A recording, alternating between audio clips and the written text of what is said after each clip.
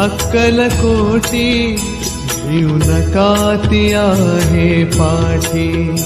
माझी आई अक्कलकोटी भिऊ नका ती आहे पाठी।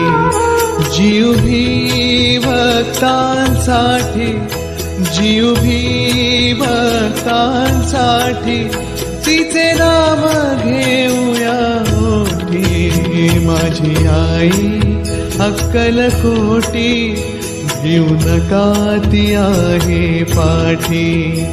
माझी आई अक्कलकोटी भिऊ नका ती आहे पाठी।